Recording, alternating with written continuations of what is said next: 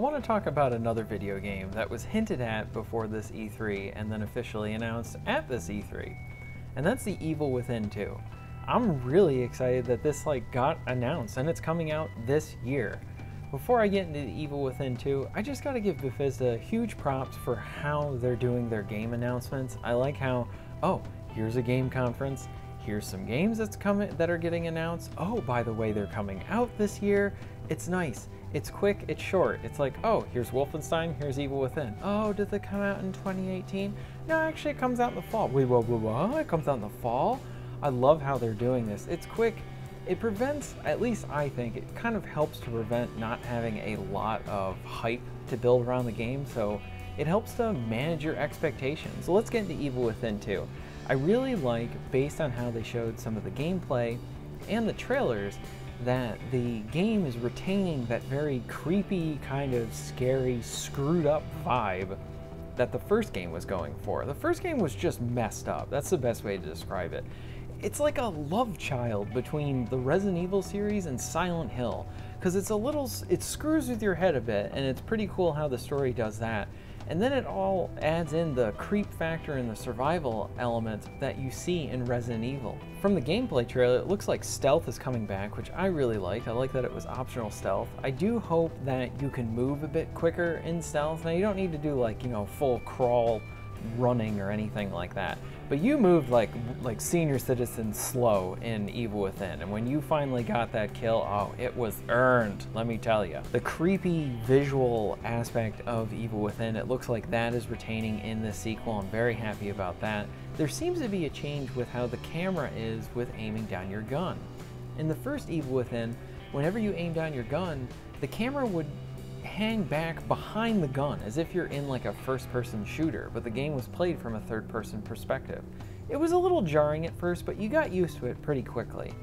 In this new one, it looks like it's taking more of a traditional approach. Something that you see in maybe Resident Evil 4 is it looks like the camera's going to go right behind the character this time, so you're going to be right behind his shoulder rather than right behind the gun. I actually like this change.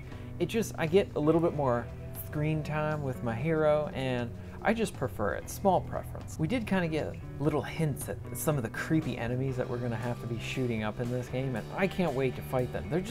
They are messed up, and what's great, we really don't have a lot of games like this out right now.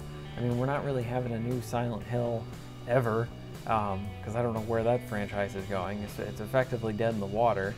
And then Resident Evil we just had, and there was some creepy elements in that game, but it's always nice to have a different perspective on this, and that's why I enjoyed Evil Within. It's kind of like a spiritual successor, if you want to call it that. Now, based on the story trailer, I do like that it's going to be dealing with conspiracies, because it always leads to potentially some really good plot twists and an engaging narrative, always wanting to find those answers. As Sebastian, you have to try and go find your daughter. You have to go rescue your daughter. I like that it's bringing this kind of family element to it.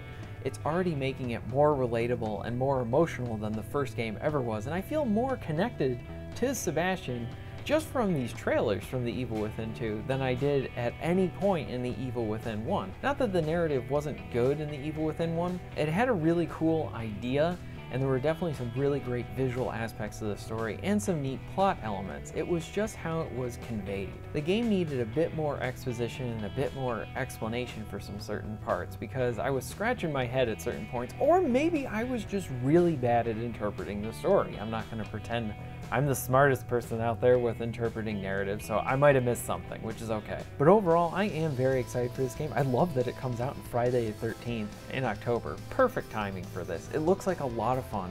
I hope it brings awesome length to the game, really engaging story, awesome shooting mechanics, and maybe a couple of surprises. Don't show us everything in the trailers, because nothing's better than putting in that game, playing the game at midnight, and shitting your pants while you're enjoying some good scariness.